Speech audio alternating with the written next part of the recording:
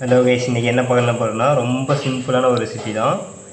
ரெண்டு முட்டையை வச்சியும் தேங்காய் பழம் வச்சியும் முட்டை ஸ்டீவ் எப்படி பண்ணுறதுன்னு பார்க்க போகிறோம். ஸோ இதுக்கு அதிகமாக ஒன்று தேவையில்ல. ஒரே ஒரு பெரிய வெங்காயம், 4 பச்சை மிளகாய், ஒரு 1/4 துண்டு இஞ்சி, 7 பல் பூண்டு, அப்புறம் ஒரு சின்ன துண்டு பட்டை, 3 பீஸு லவங்கம், 3 பீஸ் ஏலக்காய், சின்னதாக ஜாவித்ரி, ஒரே ஒரு அன்னாசி பூ வச்சுருக்கேன்.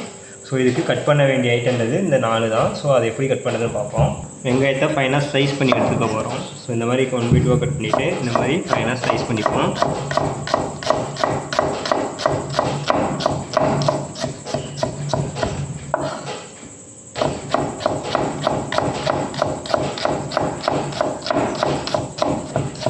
அவ்வளோதான், வெங்காயத்தை கட் பண்ணியாச்சு. ஸோ இதுக்கப்புறம் பச்சை மிளகாயும் இதேமாரி ஃபைனாக ஸ்லைஸ் பண்ணி எடுத்துப்போம்.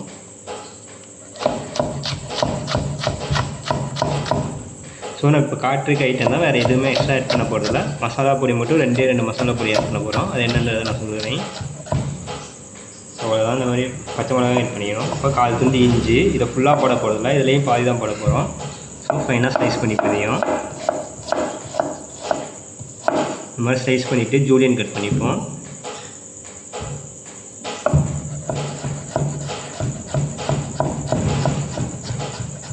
ஸோ அவ்வளோதான், இந்த மாதிரி கட் பண்ணி சின்ன சின்னதாக கட் பண்ணிக்கணும். ஸோ அடுத்தது எடுத்து வச்சுருக்க பூண்டை ஃபைனாக சாப் பண்ணிப்போம்.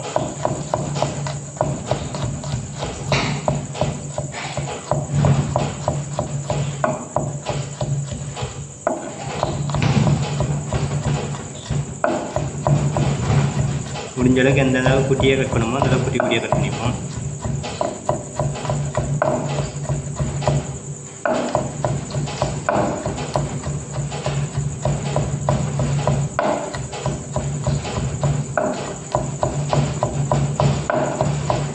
இதுக்கே நம்ம பேஸ்ட் எதுவும் ஆட் பண்ண போகிறதில்ல. ஸோ கட் பண்ணி தான் போடணும், அப்போ தான் அதோட டேஸ்ட் வந்து நல்லாயிருக்கும். ஸோ கட் பண்ணி தான் போடணும் அதுக்கு.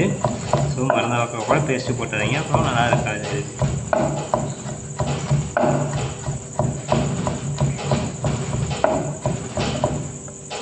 ஸோ அவ்வளோதான், கட் பண்ணியாச்சு.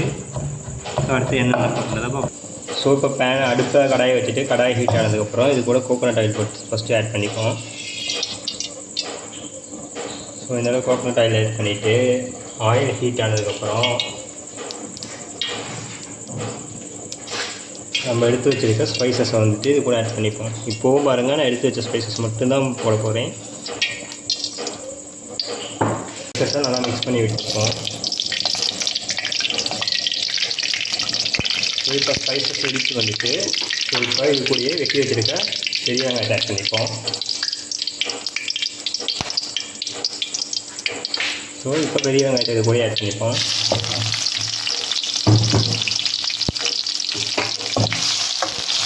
பெரிய வெங்காயத்தை இது நல்லா லைட்டாக சாத்தையான போது இது கோல்டன் ப்ரௌன் ஆகணுன்றது அவசியம் கிடையாது. லைட்டாக ஒரு 50% குக் ஆனாலே போதுமான அளவு இருக்குது.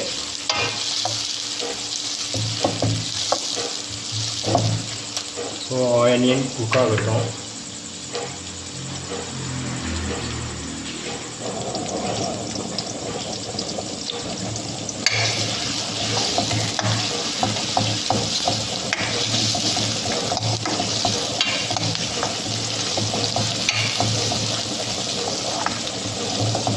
ஸோ இப்போ பார்த்தீங்கன்னா ஆனியன் வந்துட்டு குக் ஆகிடுச்சு. ஸோ இப்போ இது கூடயே வெட்டி வச்சுருக்கேன் இஞ்சியும் பூண்டையும் இது கூடயே ஆட் பண்ணிப்போம். ஸோ இப்போ வெட்டி வச்சுருக்க இஞ்சி பூண்டையும் ஆட் பண்ணிப்போம். ஆட் பண்ணிட்டு இஞ்சி பூண்டு லைட்டாக குக் ஆகிற அளவுக்கு இதையும் சாத்தே பண்ணி எடுத்துப்போம்.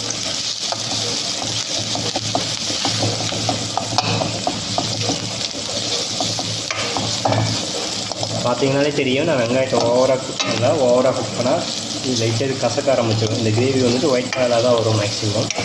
ஸோ இதுக்கு அதனால் நம்ம ஓவராக குக் பண்ண போகிறதில்ல.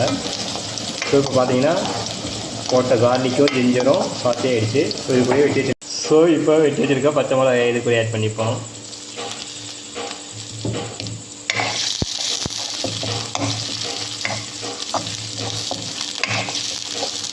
இப்போ இது கூட தேவையான அளவுக்கு உப்பு ஆட் பண்ணிப்போம்.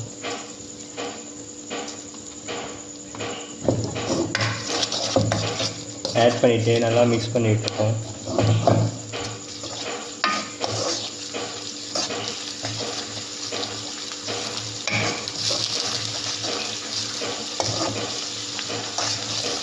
கப் அளவுக்கு வாட்டர் ஆட் பண்ணிப்போம்.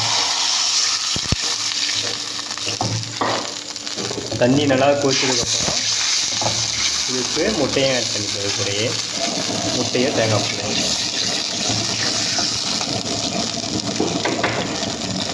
தண்ணி கொதிச்சுட்டு இப்போ இது கூடயே தேங்காய் பாலையும் ஆட் பண்ணிப்போம்.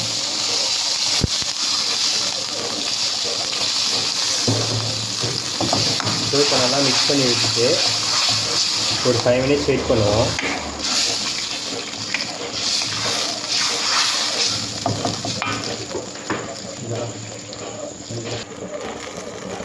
ஸோ இப்போ பார்த்தீங்கன்னா நம்மளோட கிரேவி வந்துட்டு கொதிக்க ஆரம்பிச்சிட்டு, ஸோ கொதிக்கிற டைமில் முட்டையாகவும் அதுக்கப்புறம் பெருஞ்சீரக பொடி பெப்பர் ஆட் பண்ணிவிட்டு மிக்ஸ் பண்ணி விடுவோம்.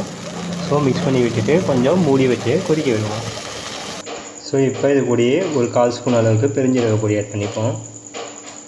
ஒரு 1/2 ஸ்பூன் அளவுக்கு பிளாக் பெப்பர் பவுடரு அதுவும் ஆட் பண்ணிப்போம். இது கூடயே ஆட் பண்ணிவிட்டு நல்லா மிக்ஸ் பண்ணி விட்டுப்போம். இப்போ பார்த்தீங்கன்னா தெரியும் கிரேவியோட கலர் இதுதான் ஃபைனல் கலரு, இப்படி தான் இருக்குமே. பட் பார்க்குறதுக்கு எப்படி இருக்கேன்னு டேஸ்ட் நல்லா இருக்கான்னு நினைக்கிறீங்க. கண்டிப்பாக சூப்பராக இருக்கும். பரோட்டா கூட, தோசை கூட, அப்பத்தை கூட, இடியாப்பத்தை கூட சாப்பிட்டு போடுங்க, செம்ம சூப்பராக இருக்கும்.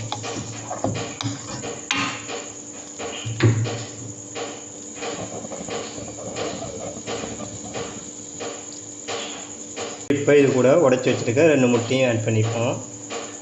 ஆட் பண்ணிட்டு ஃபயரை ரெடியூஸ் பண்ணிவிடுவோம். ஸோ அப்போ தான் நல்லா குக் ஆகும். பார்த்திங்கன்னா ஸ்லோ ஃபயரில் வச்சுருக்கேன். ஸோ இந்த டைமில் பக்கத்துக்கு கருவேப்பிலை மட்டும் இது கூட அப்படியே ஆட் பண்ணிவிட்டு அப்படியே விட்டுடணும் மூடி போட்டு கொஞ்சம் நேரம். கருவேப்பிலை இந்த டைமில் போடும்போது இப்படி வாசம் உங்களுக்கு சூப்பராக இருக்கும். ஸோ போட்டு முட்டையோட மஞ்சள் கரு உடையாத அளவுக்கு லைட்டாக மேலாப்பில் மிக்ஸ் பண்ணி விட்டிங்கன்னா போதும். ரொம்ப மிக்ஸ் பண்ணிங்கன்னா முட்டையோட மஞ்சள் கரு உடைஞ்சிடும், அப்புறம் கிரேவி ஸ்பாயில் ஆகிரும். ஸோ அதை மட்டும் கேர்ஃபுல்லாக பார்த்துக்கோங்க.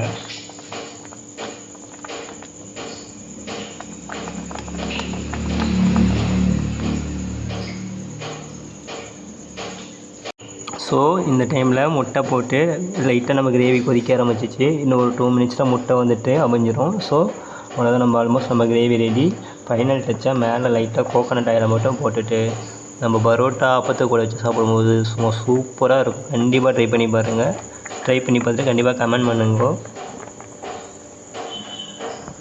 ஸோ இப்போ பார்த்தீங்கன்னா நம்மளோட முட்டையோட கருவெல்லாம் வந்துட்டு இந்த டைமில் லைட்டாக நான் சொன்ன மாதிரி கோகோனட் ஆயில் மட்டும் மேலே லைட்டாக ஆட் பண்ணிக்கிறோம்.